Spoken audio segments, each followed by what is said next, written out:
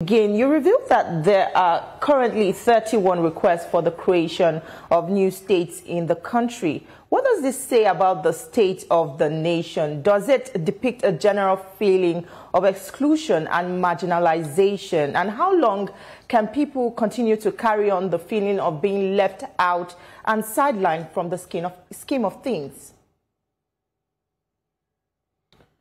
Thank you very much. I think it reflects the desire to enjoy the dividends of democracy. It's not just about marginalization only.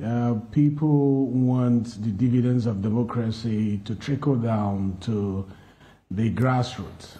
And they feel in their mind that the best approach will be to have their own state. And also, history has it that no civilian administration has been able to create states. The ones that we have were created during the military era. And I'm sure you know why it's been difficult for democratic governments to create states.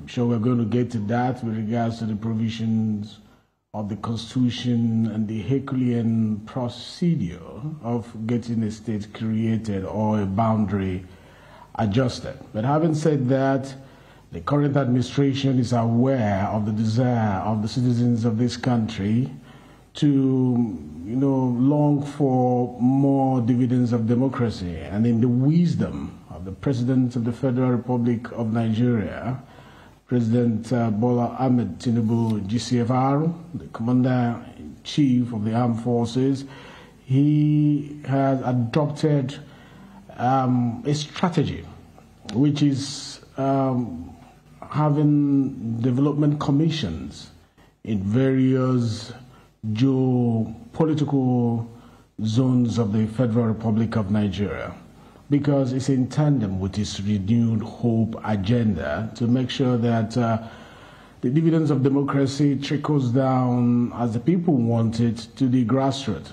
So if you watch the space closely, you will see the president has been very intentional in creating development commissions across the country. So to answer your question, beyond the feeling of marginalization, it is a desire to have the dividends of democracy felt at the grassroots more than before. And the instrument of state creation, for some people, is what they believe will be used as a tool to achieve that. So but there are many ways to it, and this government is really looking into that. So you're saying that the creation of these new states will mean equitable distribution of resources.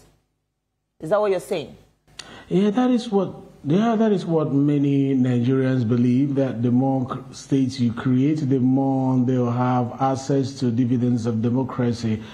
Whether that is true or not is not for me to judge, because, I'm the presiding officer, I'm the chairman of the committee of Constitution Review, and I can't take a position.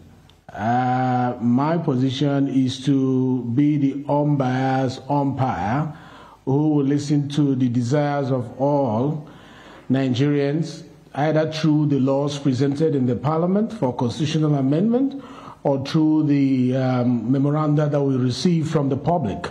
So when we do, we analyze and then take a position based on what the people want.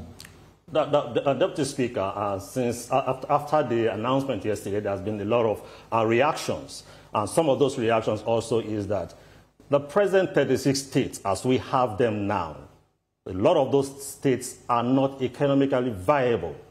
Now, creating additional states, maybe 31, maybe less than that, aren't we considering the financial capacity, the financial situation in the states and the economy of the country? Because more states will mean more legislators, will mean increase in the cost of administration. Is that something we can entertain at this moment?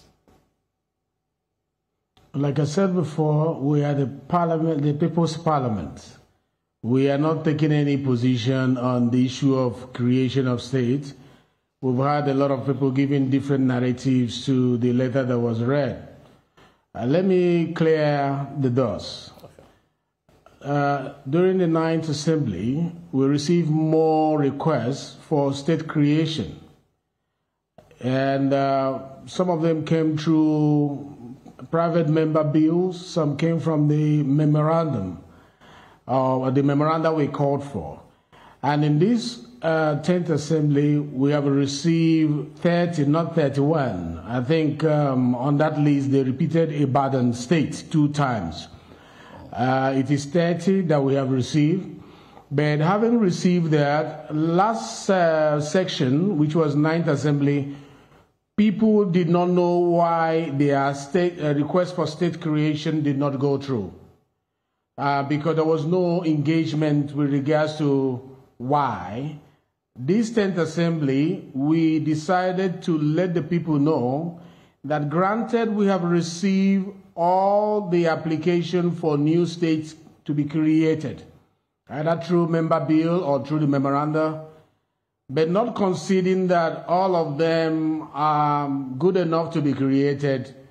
There are constitutional procedures laid down in Section 8, subsection 1 to 3, on how these applications should be made. As we speak, none of these 30 proposals have met the requirement of Section 8. And that was why we decided to bring it to the notice of Nigerians that your application before us is ineffective. Therefore, you need to comply with the provisions of Section 8 so that when we don't consider the state creation request, you will know where it emanated from. And so the notice to the public is that you have between now and 5th of March to enable you cure the gaps in your application for state creation. And if you go to Section 8, you will see 2/3 majority of the Senate, and that of the House of Representatives, the state houses of assembly, as well as the local government council, local government councils, 2/3 of that council. So let's follow that procedure and then present this application again. We are going to the newspapers to announce, place public announcement on the newspapers that those who want new states to be created should follow the guideline as laid down by the constitutional provisions. Okay, Deputy Speaker, you're saying, just to be clear, that this 31 request before your committee is invalid because they don't meet, the requirements. Is that what you're saying? That is exactly what I'm saying, that we are giving them 1 month, which is about 5th of March, to cure the gaps in the application. The application as they are will not be able to fly because we are strict with complying with the dictates of the provisions of the Constitution. They should fill in the gaps and bring it back before the 5th.